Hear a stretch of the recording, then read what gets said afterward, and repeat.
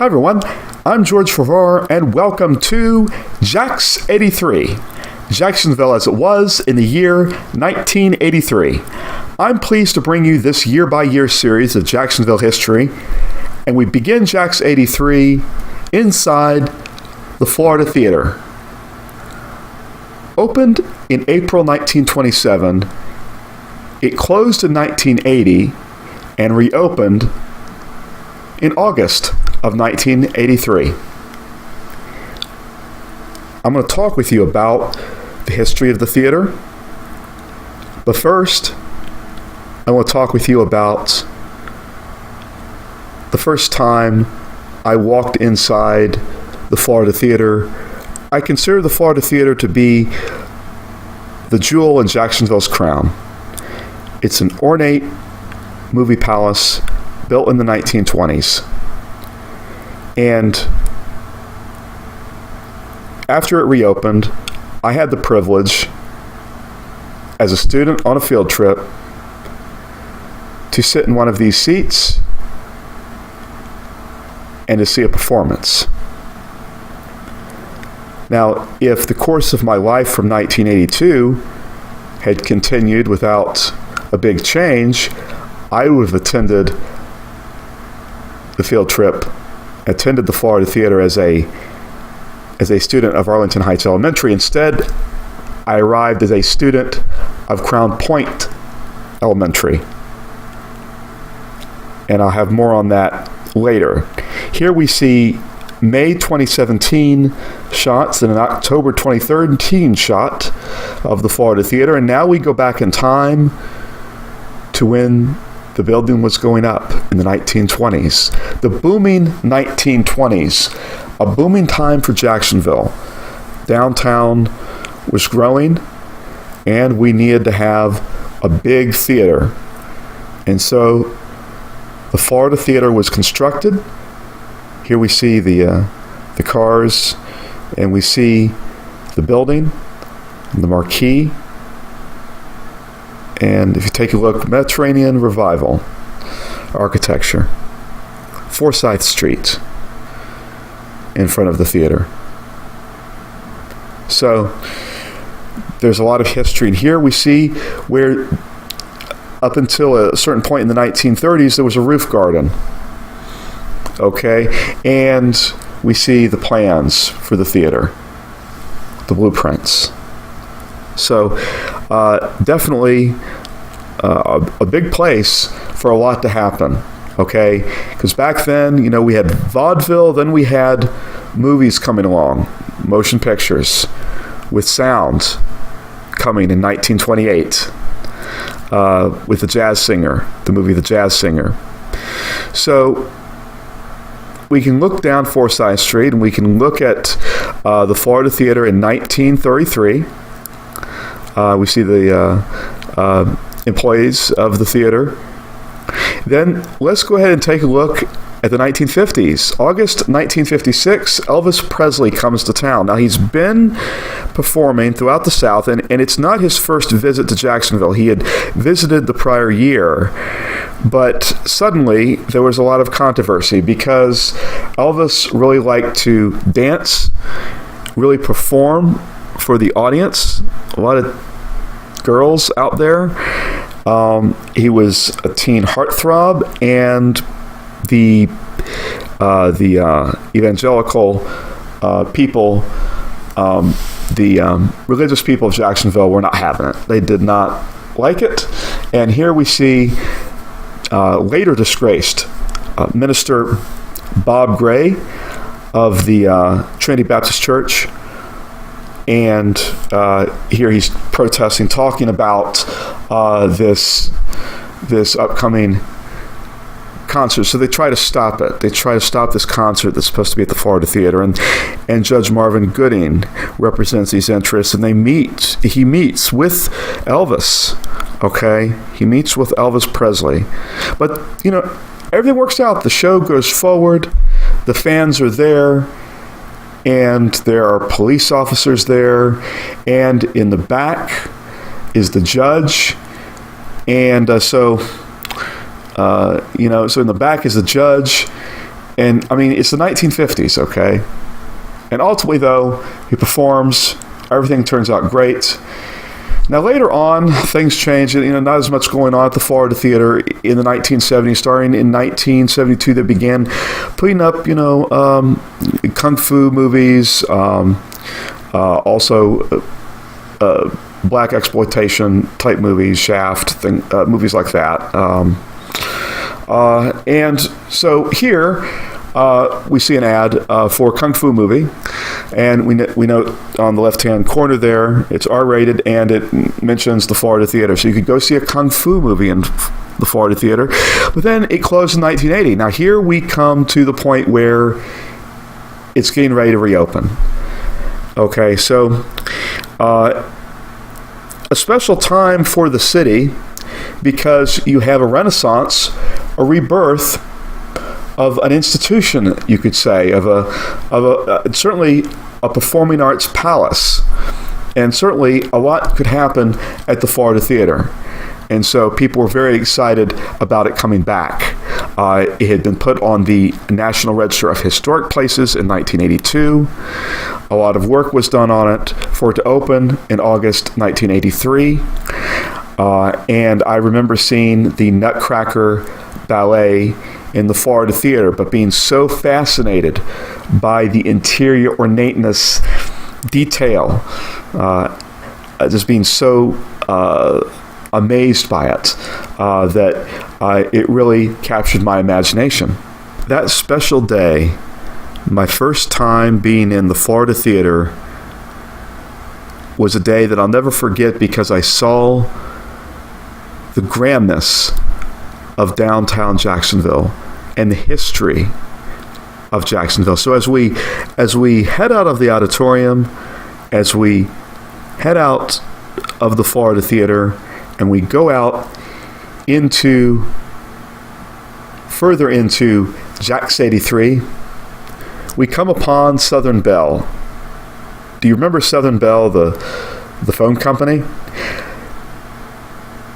Before around 1984, the Southern Bell Company was the phone company. We had deregulation later on in the 1980s. Now, what does all of this mean for Jacksonville in 83? Well, it was time for Southern Bell to build a big, huge building, a skyscraper. We see the illustration of what the building was projected to look like. And we see in the distance beyond it, we see the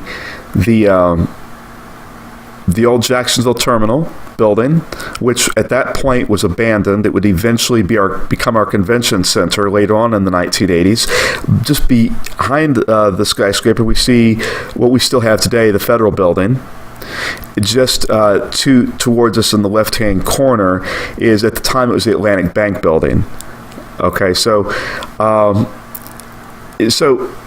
you're kind of getting an idea, of what they thought was going to happen. Now, there was also a company called Charter Company, and in the late 70s, it was flying high on a lot of oil revenue. But in the early 1980s, the business turned downward. Oil prices dropped, but it was at one point, though, Charter Company was expected to join Southern Bell in this new skyscraper that was to be built. Charter Company, and this is a picture of it. Now, we know it today in 2018, we know it as the JEA headquarters, okay? It was originally built in the 1960s as the Universal Marion Building.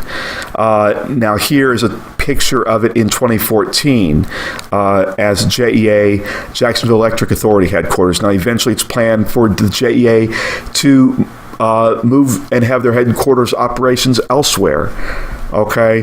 But at one point, Charter Company was going to they were going to go into this skyscraper along with Southern Bell, but that was not to be. Now here we see Southern Bell Building amidst downtown in 1986. Okay, so there's a couple years after 1983. This gives you an idea of what ultimately happened with all of that planning and construction. And we see down the road development on the riverfront. There's a lot that's going on. There's a lot that's happening. And in 1983, Mayor Jake Godbold was running for re-election. And so with all the different things happening, with the economy being as rough as it was, what happened? Well, he got reelected. He got reelected with 71% of the vote. People really liked him. Now, not to say that there weren't problems in Jacksonville. There were a lot of problems.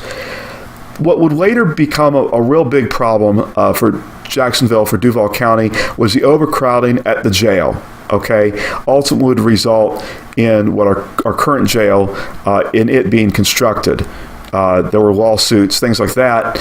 And in this political cartoon by Ed Gamble from 1983, we see where it shows the city council figuratively outside the jail, and it says, the solution to the problem of overcrowding is to appoint another study commission. Let another one go, Dale. And you see the judge with a wrongdoer. And so they're having to make decisions because there's a lot of, in the 1980s, there starts to be a lot of, if anything, a lot of crime going on, okay? Sheriff of Duval County at the time was Dale Carson. So there are these concerns out there, and there are only going to be more concerns about crime, but there's also going to be concerns about taxes, because people are going to go like, okay, well, what am I getting for my money?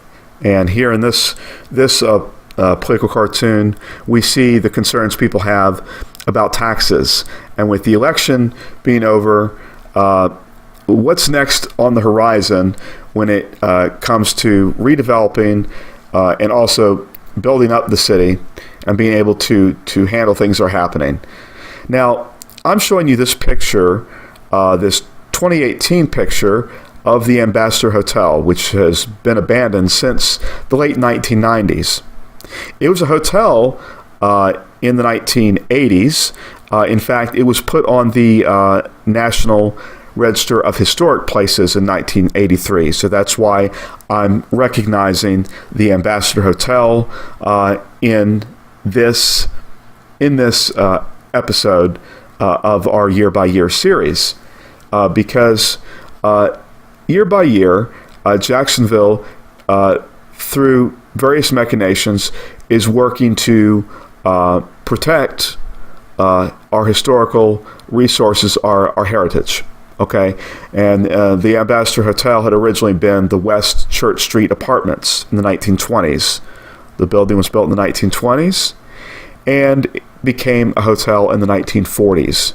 I remember walking by it in 1997, and I filmed it, and in this picture here is a result from my filming, and we see the TIAA Bank, the old Southern Bell building in the distance. Now, while people are trying to figure out if they're parked legally and if this is the spot you are supposed to sit there and wait for your uncle to fly in from Atlanta at, I had a lot of change coming at me all at once, and I had to adapt quickly.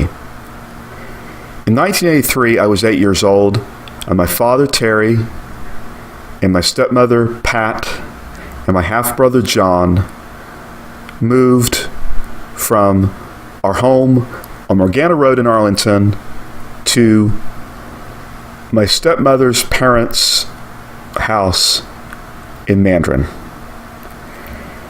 And my life undergoes a lot of change at this point. And I have to deal with it, and I have to deal with it quickly, and I had to deal with it well. And my mother, by this time, was dealing with health issues. My visits with her were ended towards the end of 1982. And she would move to another place to live, and it was on the Arlington, off of the Arlington Expressway. So ultimately, because of all of the different things that were going on, due to various extenuating circumstances, and certainly the desire for a better life, this move happened. And so I ended up at this house that had, of all things, it had barns, it had a chicken coop, it had a pump house, it later had a rabbit hutch, it had a Doberman, and I was responsible for feeding chickens and the dog, later the puppies, and the rabbit, later the rabbits.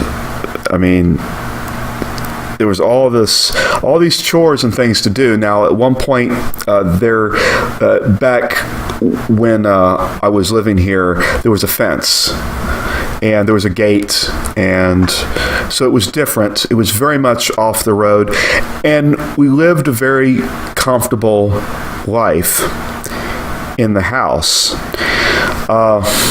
And I made friends on Dimsdale Road. I had a friend, Angie. I had friends, Phil and Tink. They were towards the at Dimsdale and Pine Acres at that house there. And so I really had to, in the years that I was in Mandarin, I really had to kind of come to terms with my role, my status in life, because at Crown Point Elementary School in the 1980s, style was everything, even starting the third grade. And I'll have a lot to bring you about the great things that happened at Crown Point Elementary and the not so great things happened at Crown Point Elementary. Okay. I mean, when you start talking, when you start approaching mid-1980s Mandarin, that's like the third rail of history videos for me. And things are quite sensitive, and things can go sideways very quickly. I have a lot of great things to say about some very great people, and I won't be saying anything really about people that were not so nice and not so helpful, and who made my time in Mandarin a not very fun time. Okay? So the focus is going to be on positivity, but certainly things will be talked about that will be talked about down the road. And these things are what they are because guess what? George is growing up, age 8, 1983 Jacksonville. And when I walked into Crown Point Elementary, it was state of the art. It was the school for the computer age. I mean, I've got a lot to bring you and share with you and tell you about Crown Point and the different things that happened. And there were some really special folks. I'll just go ahead and throw out some names of some great people there. Miss Terry, special education teacher, because I was a special education student. Miss Dewey, 5th grade. Miss Fields, the librarian. Miss Barnett. Remember Miss Barnett? I liked Miss Barnett. I wasn't as big a fan of Miss Burnett. I liked Miss Bonnet. And I learned cursive from Miss Hellquist. And so I guess when you think back to that day, that on that field trip from Crown Point Elementary to the Florida Theater downtown, and I saw this grandness, and I saw this ornateness, and I saw this something special, and I was able to enjoy the Nutcracker Ballet, and I would later on enjoy other performances at the Florida Theater. I realized, on that day that something great was going on, and that exciting times were ahead, and things weren't always going to be just watching cartoons and school, okay? There's some big things happening, and even bigger things were ahead for me, some big accomplishments and some big challenges. And I'm going to let you know right now, there's some big tragedy ahead. I want to thank you for watching. Take it easy. See you later.